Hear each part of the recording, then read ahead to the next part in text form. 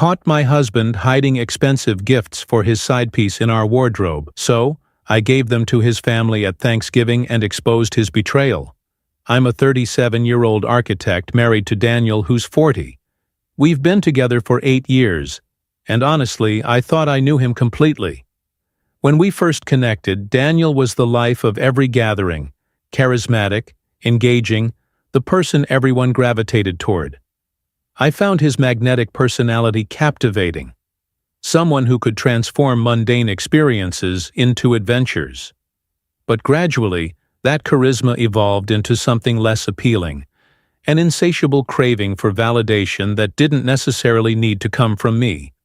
Initially, I dismissed it as high spirits, but patterns began emerging. Daniel started expecting me to finance his extravagances that he'd cleverly frame as mutual benefits. Last spring, he orchestrated a professional networking event. By orchestrated, I mean he wanted recognition for organizing it while I handled the expenses. He insisted on a tailored designer suit and grooming by an exclusive stylist. When I suggested establishing a reasonable budget, his expression conveyed utter disbelief. "You wouldn't want me appearing unprofessional, would you? This benefits our future," he argued. I covered the costs as usual, and predictably he accepted all praise for his generosity and sophistication without acknowledging my financial contribution. His standard approach. He transformed every situation into a personal brand-building opportunity. Then there were Daniel's guys' retreats several times annually. He'd reserve upscale accommodations and expect me to handle our shared expenses during his absence. When I proposed vacationing together instead, he dismissed the idea. "These getaways are crucial for my mental well-being. I need occasional space," he explained, so I'd reluctantly pay the bills, convincing myself it was part of our relationship package. His entitlement extended beyond trips and events. He demanded lavish gifts for his family from us during holidays and birthdays, selecting premium brands and claiming, "It's the minimum we can do considering everything they've done for us." Ironically, his family had never offered financial assistance. I funded these extravagant presents while he basked in their appreciation for his thoughtfulness. Then, right before Thanksgiving, I discovered gifts that shattered everything. Daniel had been behaving suspiciously, arriving home late, constantly texting while hiding his phone, all the classic warning signs. I wasn't naive. I sensed something wasn't right but resisted accepting the truth. One afternoon, he left his wardrobe ajar, and I noticed several high-end shopping bags tucked away. Normally, I wouldn't have investigated, but intuition prompted me to look inside. I found an assortment of gifts: a premium watch, designer perfume, leather gloves, and a monogrammed lighter engraved with MS. The realization struck. These weren't intended for me.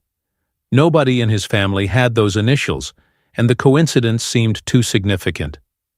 Rather than confronting him immediately, I decided to wait, thinking if he believed he could deceive me, perhaps he deserved experiencing his own medicine. Daniel had meticulously planned Thanksgiving down to the smallest detail, inviting his family and making an elaborate production.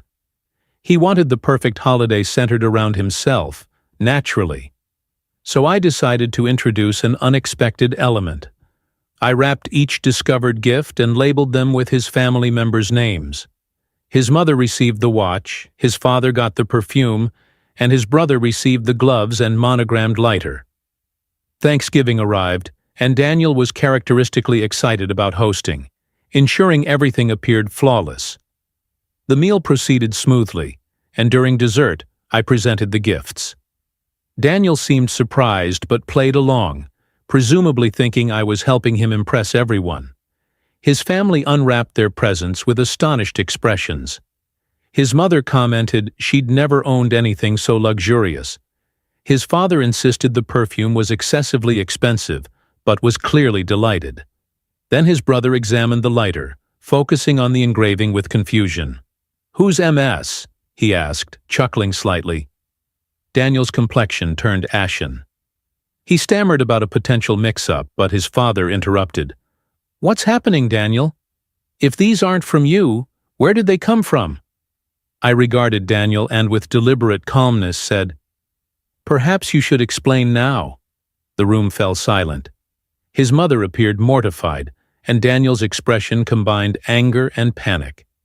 He muttered something about me ruining everything before rushing out. His family turned to me, and I revealed enough for them to understand he'd been concealing things and lying to me. They were stunned but departed shortly afterward, clearly uncomfortable being further involved. Once everyone left, Daniel returned and confronted me furiously. "How dare you humiliate me like that?" he snapped. But I refused to let him reframe me as the villain again. Following Thanksgiving, Daniel's entitlement intensified rather than diminished. He employed every conceivable tactic to regain control over me. First, he arranged a supposed apology dinner at an expensive restaurant, claiming it was his way of making amends. But throughout the meal, he only discussed how embarrassed he felt in front of his family, as though I should sympathize with him. When the bill arrived, he sat expectantly waiting for me to pay as usual. "Your dinner, your apology," I said, sliding the check toward him. He appeared genuinely shocked that I was serious. He eventually paid but remained visibly resentful afterward. His next strategy involved suggesting couples counseling to improve our relationship. However, the moment the therapist addressed his behavior, he redirected everything toward me, claiming I had trust issues and he was forced to maintain privacy because I was controlling. When I mentioned he'd been hiding gifts for another person, he accused me of sabotaging the session by resisting change. I left that appointment early while he remained looking smugly victorious. Then began his social media campaign, posting exaggerated self-reflection captions about personal growth and how relationships require forgiveness. He tagged me in every post, expecting me to comment supportively. When I didn't, he erupted, claiming I was embarrassing him publicly.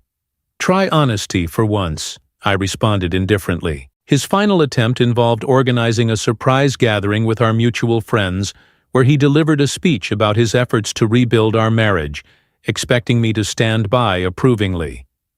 Instead, I later pulled several friends aside and revealed the truth. I was finished letting him manipulate everything to portray himself as the victim. His entitlement had finally crossed every boundary. Thanksgiving had demonstrated the extremes he'd pursue to maintain appearances and manipulate everyone around him. I was exhausted by his games and ready to walk away. I consulted a lawyer to explore options. When Daniel discovered this, he tried manipulation again, claiming I was abandoning everything we'd built together. But nothing remained to build upon, just his deception, controlling nature, and perpetual expectations that I would pay the price, both literally and figuratively. For the first time in years, I've gained clarity. I'm staying with a friend temporarily while establishing my own place and navigating legal matters. Daniel has attempted contacting me with half-hearted apologies interspersed with accusations of betrayal, but I feel nothing anymore, not even anger. I'm simply finished. Daniel continues trying to preserve his image even as everything collapses, posting vague philosophical quotes about endings and authenticity. I've ignored them all, imagining what narrative he's creating for his followers and mutual acquaintances, probably portraying himself as the wronged husband seeking sympathy while evading accountability. Looking back, I recognize how much I compromised for someone who wouldn't meet me halfway. Whenever something didn't align with his self-image or desires, he twisted circumstances until getting his way. I was merely financing his performance. Thanksgiving represented the final act, when I recognized his entitlement as more than a character flaw, but a fundamental lack of respect for me, our relationship, and anyone interfering with his self-centered world. Now I'm establishing boundaries and refusing to be manipulated for someone else's ego. I'm finished with his games, financing his lifestyle, and pretending everything's fine when it isn't. This fresh start represents the best decision I've made in years. If you're experiencing something similar, remember you deserve someone who respects you, not just what you provide them. If you enjoyed this story, please subscribe to our channel for more content like this.